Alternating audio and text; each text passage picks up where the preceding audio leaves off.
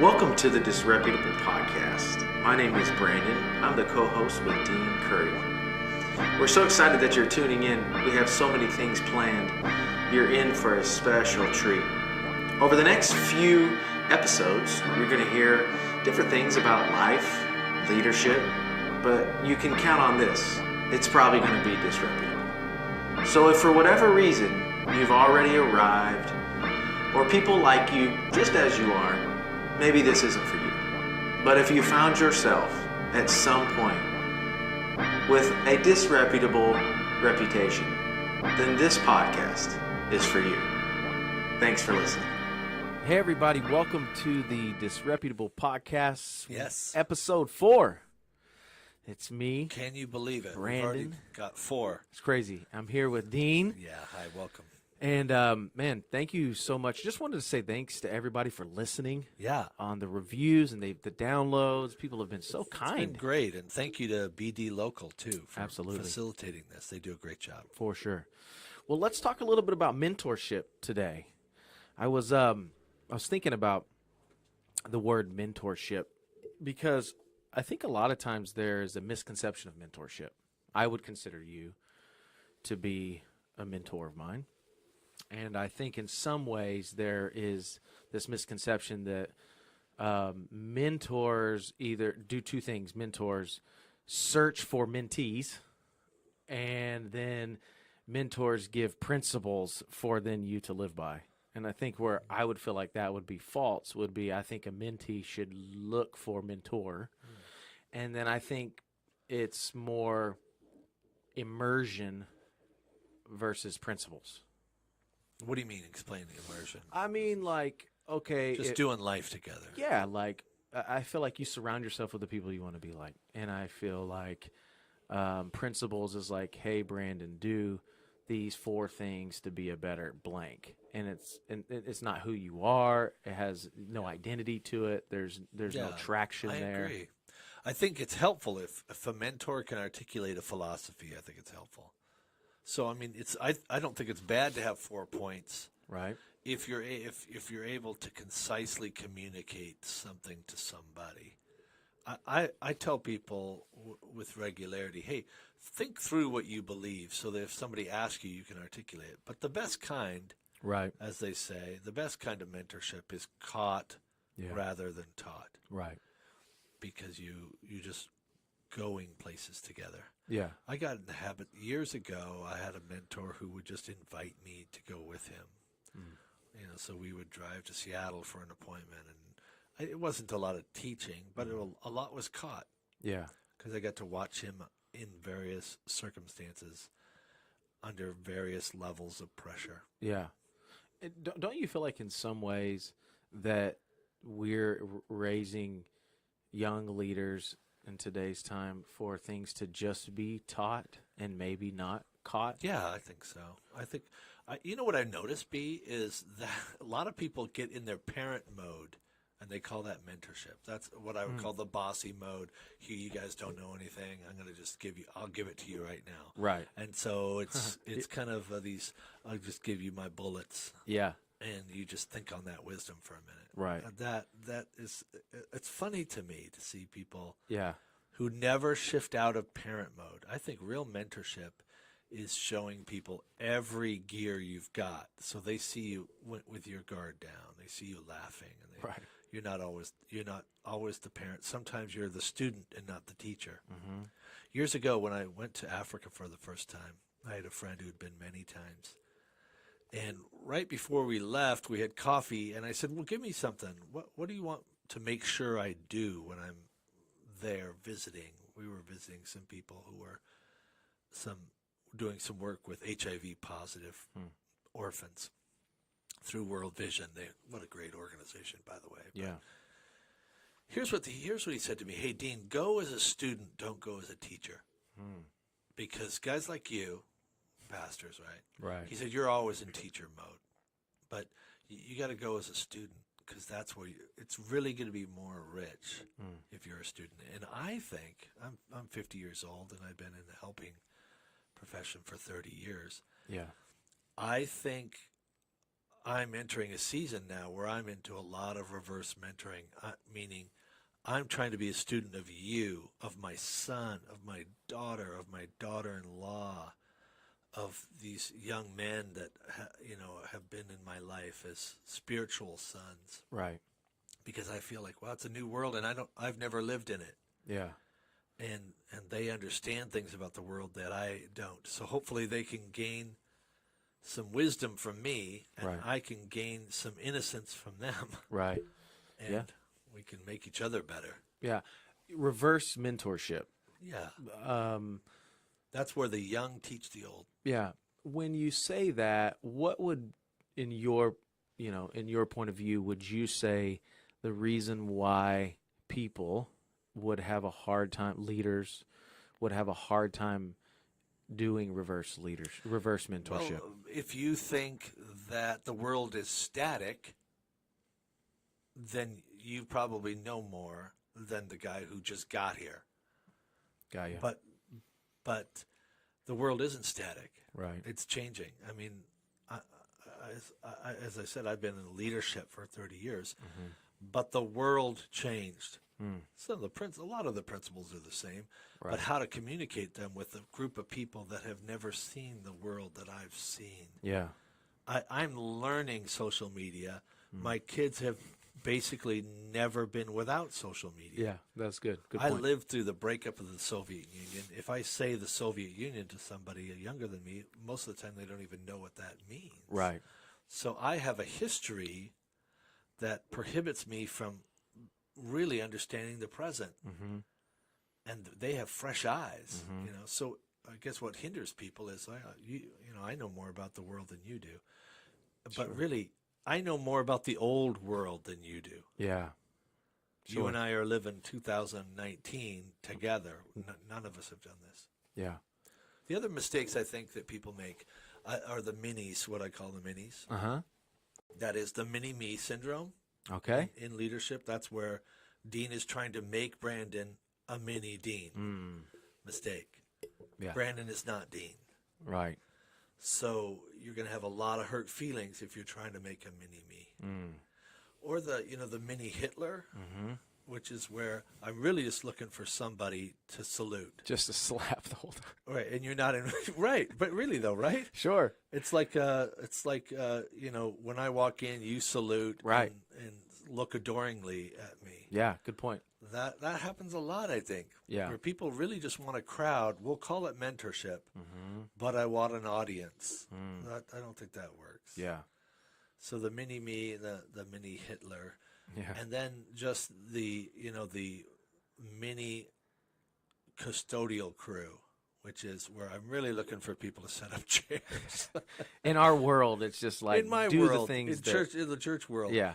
But I don't think it's original. I was listening to a podcast with John Galliano, the great fashion designer, and he's talking about mentorship and how he went through a terrible, disreputable incident a few years ago where he was running the Dior house, fashion house, and then had to go to a different house and start over his whole life. Right. He was saying, now I get to pour into more young people because it's a smaller thing. And he said, and they're not just here to get me coffee or make my tea. I thought to myself, that happens in every profession. For sure. Where the protege really is, go get me a latte. Yeah. And that's kind of where it ends. And just by being in the great man's presence or the great woman's presence. But everybody can, if you're willing to really invest in somebody, put time in it.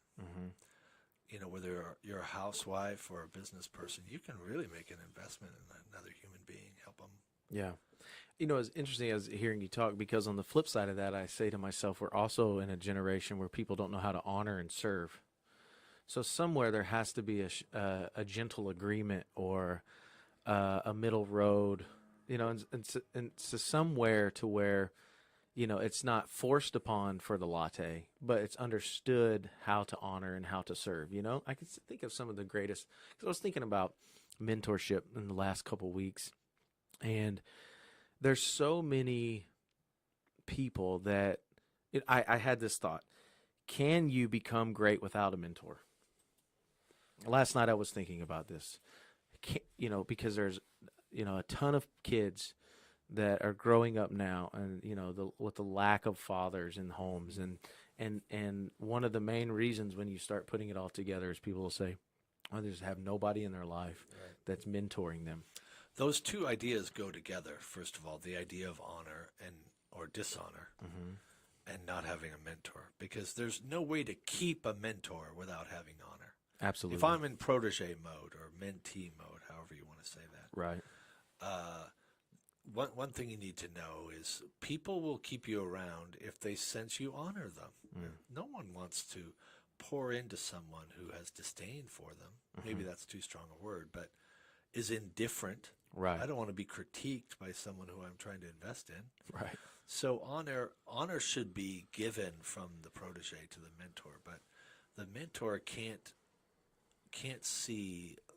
has to see it as, I'm investing in this person in totality, and not just to get so that I can have somebody give me a Diet Coke. Right. Yeah, for sure. So it's kind of crazy. The idea of mentor is from Greek mythology.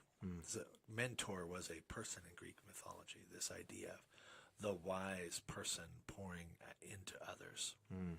So this is ancient.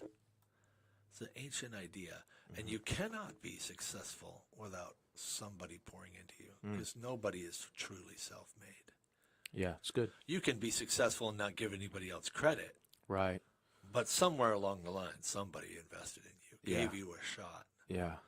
And you are in their debt, whether you want to acknowledge it or not. Anytime I see somebody who claims that they're self-made, I say to myself, there must be a couple of mentors who are hurt right now. For sure. Because they're not getting recognition for their investment. Yeah. So, when we think of those misconceptions, maybe there's somebody listening today and they're on two sides. Maybe they kind of feel like they're growing older and nobody is really reaching out to them looking for advice. And then there's this younger generation that is saying the exact same thing. No one's really reaching out to, for me to give my advice on the world that I know of. The misconceptions would be what? Well, the misconception is that, first of all, that a mentor has to find a protege. Proteges will find you. It's really up to the protege to reach out, I think. Yes. Because the mentors are, by definition, they're too busy. You at least ought to see them as having a life that is so full that you need to request. And wouldn't you say, so we don't lose track on this because it's good, but wouldn't you say that even there are misconceptions of even time together? Because it's like 20 minutes. What that should look like. Is not enough, but 20 minutes is almost everything, if your life is busy. 20 minutes if it's intentional. Right. Is a big investment for somebody who's leading a company or a family or whatever. But some people that would say, my gift, I'm just very relational. I need 90 minutes or 2 hours. Yeah. Well, then you probably want a lower tier leader. Gotcha. Because the person that has, if you want to be in my presence 90 minutes, that's doable because we can drive to Seattle together. Sure. But if you want to interview for 90 minutes, that's probably not going to happen for the top tier people. Yeah. If you're somebody who's older, then I think you just have to put out a vibe that you're available to teach. But so many people, their self-talk prohibits them from being a mentor because they say, "Oh, I don't have anything to offer." Well, okay. Yeah. That's a self-limiting belief. Right. Or I'm just a grandmother. Well, yeah, but if you see it through the right lens, there are lots of mamas that have never grown up in a healthy home, and they could really use another mom who's been there. Right. To just be able to call them. Yeah. From your vantage point, what are you looking from a mentor, from somebody ahead of you? What are you looking for? I'm looking for someone. I think for me, I already have to go into it kind of knowing who I am. So I think that's very important. If you're looking for someone to mentor you, it's such a silly word to me, mentor. It feels funny even saying it in some ways, but I'm always trying to, okay, I have to know who I am because I have to know what's missing. And if I know good. what's missing, then I know what I'm looking for. And so I just kind of try to identify certain areas in my life. And to be honest with you, I'm not like the guy that journals, like, who I am, and then these are the things that I'm missing. This is just thought patterns. I'm in the car driving and I don't have music playing. I just kind of doing some self-reflection, and just kind of think to myself. It's just the power of thinking, the power of, just processing life. You can just kind of say like, all right, there's some certain things that I don't feel like I'm adequate, and I don't want to talk down to that. So instead of talking down to it, I need to take the position of a student. Yeah, that's really good, bro. And have a conversation. Reach up to what you want to be. And not be insecure. Yeah. I think a lot of the reasons I'm 35, and I think I don't say that like I'm 35. I say it like there's an age that all of a sudden it's almost like people stop becoming students because they feel like age is now defining them, So yeah, I think that's cultural. Pressure. For sure. People think, well, now I'm an adult. Or I should know what I'm going to know. Right. So let me ask the other question, and that is, what are you looking for in someone you're going to invest your life in a protege, in a mentee? A sponge. I've had a lot of people say, hey, I'd love to get in your space. And then when you do, it seems like, to your point, but when you do, you meet with them and it's like they know everything already. They know what you're about to say. They finish your sentences almost. What you tell them, you can kind of tell they're not receiving it. And just at some levels, it's like, hey, until you understand that this is a relationship that you asked and I'm trying to give, and you're not receiving. So how do you end that? If you feel like you're in a relationship, either way, as a protege with a mentor who is not investing in you enough, or as a protege that is, like you have a protege that's not listening. Yeah. How does that end, or should it end? Yeah, good question. I just had a conversation yesterday, and I was saying it's my responsibility to reach out. So if I'm looking, I'm going to throw myself out there, and if I get nothing, it's not on them. It's on me. You know what I mean when I say that? Like, no, give me more. You mean if you're reaching out to a mentor? Reaching out to mentors. So I'm going to toss myself out there. I'm going to say, hey, I would love to get together. Maybe grab some coffee. And then I get the blank text or 3 days later it's like, okay, we'll try to get together soon. And then soon doesn't really happen. I say to myself, okay, I did my part. Now I throw it out again, and we'll see if it ever latches. So I think I say that in two ways. I'm going to put myself in people's lives that I want to be around. You figure out a way to just thrust yourself in there. And I think I have lots of relationships that started out as mentor-protege relationships, but they just ended as friendships. And it was kind of seamless because that season where they knew something I needed to know, they had something I needed to have, that season ended, but the friendship didn't have to end. Right. So we gradually became friends, and it became more about having lunch and having a few laughs than picking their brains. Yeah. I love having mentors from a distance. That's what podcasts are so great for. Yeah. Is the ability to is just to learn. Right. To grow, to just that's why I hope people share these. Right. If these little 15, 20-minute podcasts are a blessing, share them with 3 people. Right. Because those 3 people, if you have 3 proteges in your life, say, hey, listen to this. If they get one thing from it, for sure, man, I know I've been blessed. By great podcasts. People that have mentored me from afar, and then I run into them at an airport later and say, thank you. You've meant so much. Yeah. Well, I know we're on track here to some great conversation, but we don't want to throw it all out in one episode. So thank you for listening in to our episode 4 of our Disreputable podcast. Yes, thank you. Like Dean said, hey, if you like it, share it, and don't forget to subscribe or download. But thank you so much for listening. We'll see you next time.